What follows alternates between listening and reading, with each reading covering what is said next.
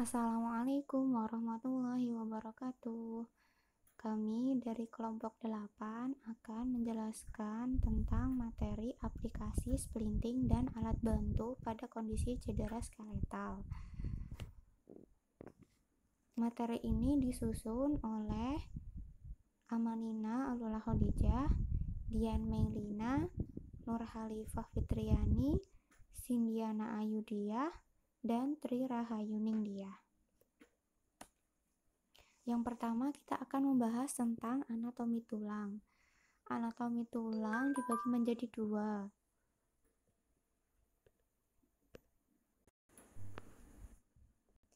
Yang pertama, compact bone atau cortical.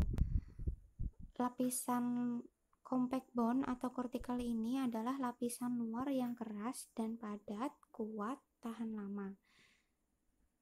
Membentuk sekitar 80% massa tulang dewasa.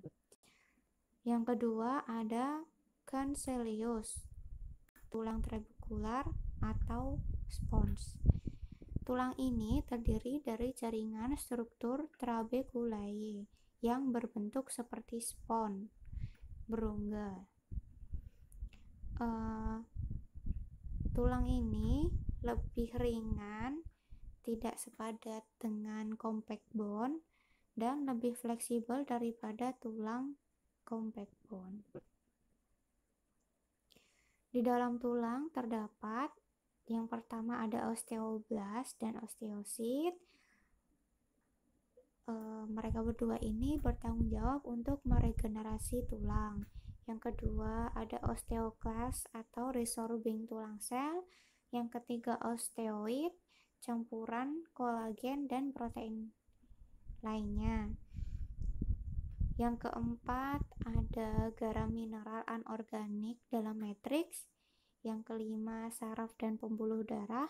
Yang keenam sumsum tulang. Yang ketujuh ada kartilago. Dan yang terakhir ada membran, termasuk endosteum dan periosteum yang ada di luar tulang, yang menyelimuti tulang itu. Kemudian apa itu fungsi tulang? Fungsi tulang ini sebagai penunjang, pelindung, alat gerak pasif, sebagai tempat penyimpanan mineral, dan terjadinya produksi sel darah merah. Kemudian yang terakhir sebagai tempat penyimpanan energi. Sistem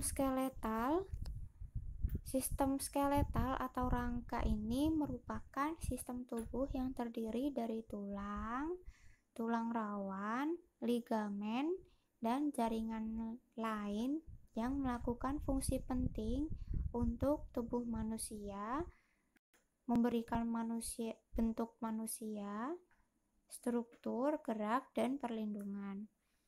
Jaringan tulang merupakan jaringan ikat padat keras yang membentuk sebagian besar kerangka dewasa dan struktur pendukung internal tubuh. Jaringan ikat yang memberikan fleksibilitas untuk gerakan. Faktor penyebab cedera pada skeletal ada dua. Yang pertama intrinsik dan ekstrinsik. Untuk yang intrinsik ini ada kelemahan jaringan, kelebihan beban, kemudian ukuran tubuh, kurangnya penyesuaian, dan kesalahan biomekanik. Kemudian yang kedua ada ekstrinsik. Yang ekstrinsik ini ada peralatan yang tidak sesuai, alat pelindung tubuh yang tidak tepat, dan faktor lingkungan. Faktor lingkungan ini bisa dari permukaan lingkungan yang ada di sekitarnya. Selanjutnya yaitu ada penanganan pada fraktur. Ada 3 cara. Yang pertama traditional cast, yang kedua functional cast atau brace, yang ketiga open reduction atau operasi. Untuk traditional cast sendiri itu biasanya digunakan oleh dokter untuk mengobati fraktur yang terletak pada kaki, pergelangan tangan, lengan, dan tulang kaki. Karena traditional cast ini dipercaya dapat memobilisasi tulang yang patah dengan tempat atau letak yang tepat. Terus untuk memobilisasi tulang yang patah dengan plester atau fiberglass cast, yaitu alat yang digunakan. Lalu ada functional cast atau brace. Ini berbeda dari traditional cast karena ini gerakan sendi dekatnya terbatas dan terkendali. Biasanya cast dipasang pada tulang yang patah dan melepasnya setelah beberapa waktu kemudian untuk memudahkan gerakan dan mobilitasnya. Yang ketiga yaitu ada open reduction. Open reduction di sini ada dua macam. Yang pertama open reduction with internal fixation dan kedua open reduction with external fixation. Untuk open reduction with internal fixation ini caranya yaitu operasi dengan menempelkan plate and screw pada permukaan tulang. Untuk external fixation ini menempatkan pasak-pasak atau skrup logam di atas dan di bawah tempat tertakan untuk menopang dan melumpuhkan tulang selama masa penyembuhan. Jadi itu tempatnya jika internal itu benar-benar di samping tulangnya, kalau yang eksternal itu posisinya di atas dan di bawah tulangnya. Selanjutnya yaitu ada 5 tahap penyembuhan pada fraktur. Tahap pertama itu ada hematoma. Hematoma terjadi saat adanya kerusakan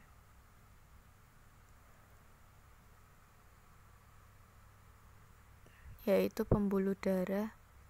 Jika ada hematoma formation itu nanti saat terjadi kerusakan pembuluh darah juga ikut rusak. Kerusakan ini menciptakan hematoma.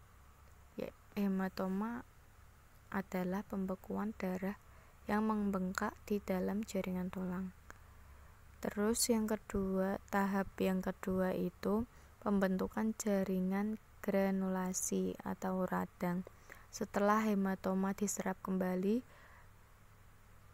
beberapa waktu kemudian digantikan oleh molekul radang. Molekul radang ini adalah garis pertahanan pertama tubuh dan membersihkan tulang mati serta mempersiapkan lokasi retakan untuk jaringan, tulang rawan, dan bentuk bone. Tahap ini adalah pembangunan kembali pembuluh dan sel yang terimbas retakan. Tahap ketiga ada callus formation, membentuk kapalan yang lembut.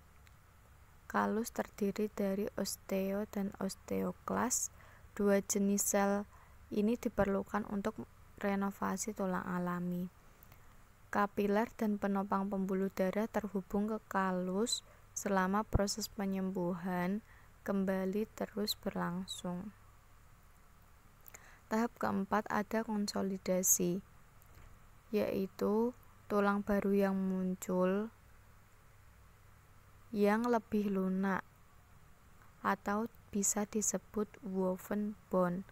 Tapi selama tahap konsolidasi penyembuhan, jenis tulang yang lebih kuat disebut lamellar bone menggantikan woven bone. Untuk tahap terakhir itu ada remodeling.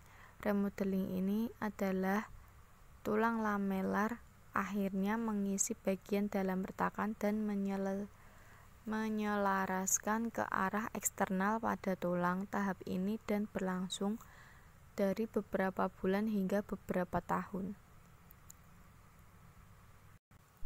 Jadi saat remodeling ini fasenya ada yang lama dan ada yang sebentar.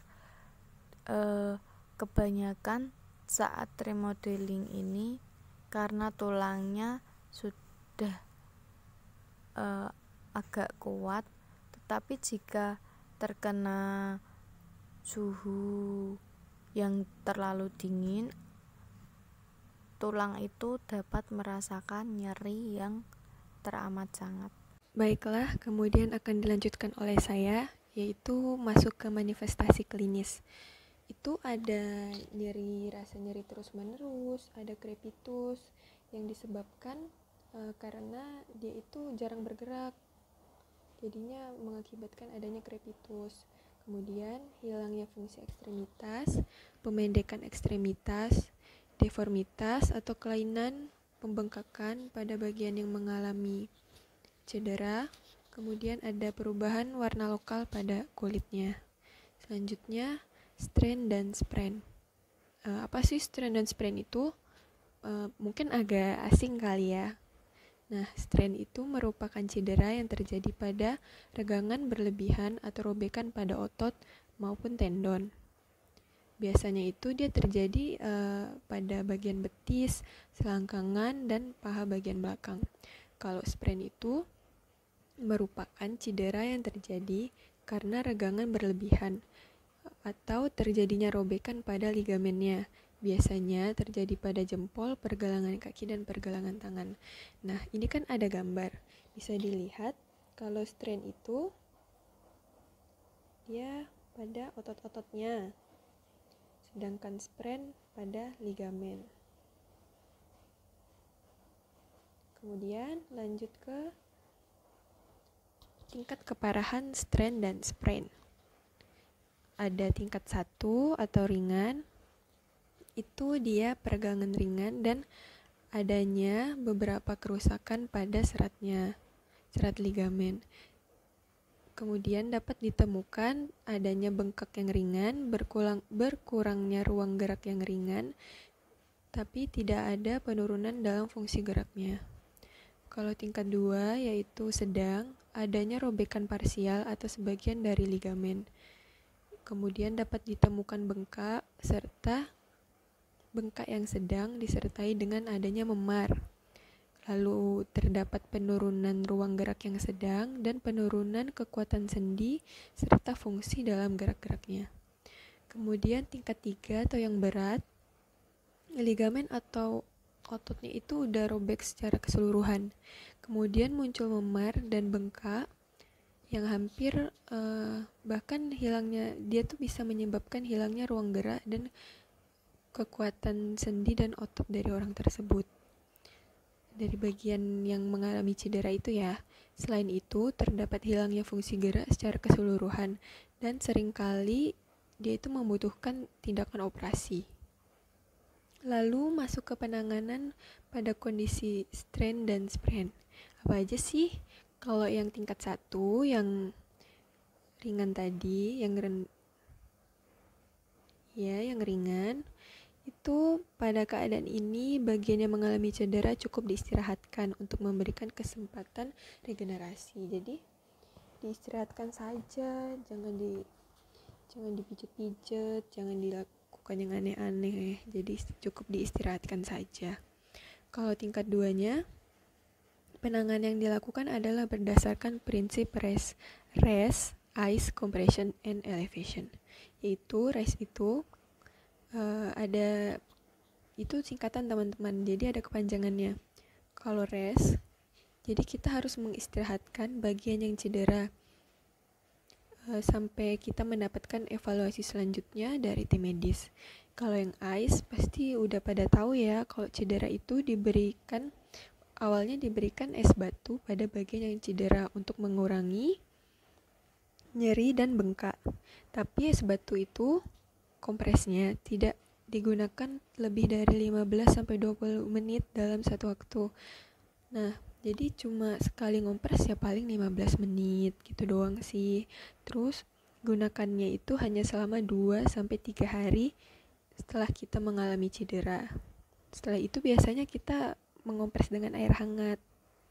Lalu yang C, kompres, itu kita memberikan bebat atau perban pada bagian yang mengalami cedera. Biasanya kita memberikan perbannya itu dengan menggunakan perban elastis untuk mengontrol bagian yang bengkak itu. Lalu elevation, kita menaikkan bagian yang cedera itu lebih tinggi daripada posisi jantung. Nah, itu untuk memanfaatkan gravitasi untuk mengurangi bengkak yang terjadi. Lalu, tindakan istirahat yang dilakukan sebaiknya dalam bentuk fiksasi dan imobilisasi dengan balut tekan tadi ya. Terus, ya, pada keadaan subkronis di mana tanda peradangan sudah mulai menurun, dilakukan terapi manual berupa massage. Pada fase akhir dapat dilakukan terapi latihan untuk memaksimalkan proses penyembuhannya. Lalu, tingkat 3, pada keadaan ini penderita diberi pertolongan pertama dengan metode RICE dan segera dikirimkan ke rumah sakit untuk dijahit dan menyambung kembali robekan ligamen, otot maupun tendonnya. Nah, selanjutnya pengertian spleen akan dilanjutkan oleh teman saya, Cindiana. Lanjut ya teman-teman, di sini ada pengertian spleen. Hand splinting merupakan alat bantu ortopedi yang digunakan untuk pasien yang mengalami gangguan tangan, seperti pasien dengan kondisi cerebral palsy atau pasien dengan cedera kecacatan yang terjadi pada pergelangan tangan hingga jari tangan. Kemudian ada jenis spleen. Jenis spleen ini ada dua, yaitu statis dan dinamis. Statis yaitu spleen yang memiliki basis yang kuat untuk mempertahankan sendi agar tidak bergerak. Tujuannya untuk mengurangi edema, memberikan stabilisasi, dan mencegah kontraktur. Kemudian ada dinamis yaitu spleen yang menghasilkan kekuatan mobilisasi atau mendukung jaringan yang ditargetkan. Tujuannya untuk koreksi kelainan bentuk, mengontrol gerakan, dan membantu klien melakukan aktivitasnya secara mandiri. Tujuan dan kegunaan spleen sebagai alat bantu untuk memberikan dukungan pada pergelangan tangan pada nasibi yang mengalami kelemahan otot agar tidak bertambah parah, sebagai alat peregangan tangan agar tetap lurus. Kemudian ada jenis fraktur pada wrist dan hand serta penanganan spleen yang sesuai. Fraktur wrist hand dibagi menjadi palang, metakarpal, carpus, radius ulnaris. Taft fraktur atau biasa disebut fraktur berumbai. Cedera ini pada kuku ujung DIP. Cedera terbuka. Fraktur ini prognosisnya lebih baik daripada tempat lain. Kemudian DIP fraktur. Cedera pada shaft atau base DIP. Cek fleksi distal palang dan insersio extensor. Fraktur berumbai ini sama dengan DIP fraktur. Kemudian ada baseball finger atau mallet finger, gangguan insersio pada ujung tendon ekstensor, adanya tekanan yang berlebihan pada gerakan ekstensi DIP. Klien akan merasakan nyeri, bengkak, dan ketidakmampuan ekstensi DIP. Tujuan atau murni ligamen treatment ini bisa dengan pemasangan spleen, pemasangan pin, ORIF, dan open reduction. Kemudian ada PIP fraktur, nyeri dan bengkak pada PIP, jamming, cedera pada umumnya. Dorsal angulation treatment yaitu pinning finger spleen, dynamic Schwinger flexion spleen. Boxer fracture atau disebut sebagai Street Fichter fracture, yaitu berawal beban dari aksial ke MCP, pada umumnya MCP kelima. Seperti pada fraktur petinju, dengan adanya nyeri dan bengkak. Yang perlu diperhatikan adalah A. Perpindahan, B. Stabilitas, C. Angulasi, D. Rotasi. Dengan menggunakan treatment yaitu A. Close reduction, B. Ulnar gutter spleen, dan C. Penanganan ROM untuk menstabilkan fraktur. Kemudian ada pula fraktur Bennett. Fraktur Bennett yaitu fraktur dislokasi basis metakarpal. Pembengkakan di daerah CMC1, nyeri tekan, dan sakit ketika digerakkan, dan prognosis buruk apabila tidak langsung diobati. Padded spleen dapat digunakan untuk mencegah tulang dari bergerak lebih jauh keluar dari alignment dengan menggunakan treatment yaitu A. Dilakukan reposisi tertutup dengan cara melakukan ekstensi dan abduksi dari ibu jari tangan serta diimobilisasi. Berikutnya, yang B adalah kadang-kadang pada keadaan yang tidak stabil perlu reposisi terbuka dengan kawat Kirschner atau dilakukan reposisi tertutup di bawah C-arm dan diikuti dengan memakai wear atau percutaneous spinning. Kemudian ada pula fraktur Rolando atau fraktur kominutif, fraktur bagian dalam artikular pada MC ke-1, mungkin bisa keliru dengan fraktur Bennett. Displacement, ketidaksesuaian artikular dan radang sendi. Dengan menggunakan treatment yaitu A. Open reduction, B. Internal fixation, C. Dynamic thumb spleen, D. Sprain thumb spleen. Kemudian ada juga MCP fraktur.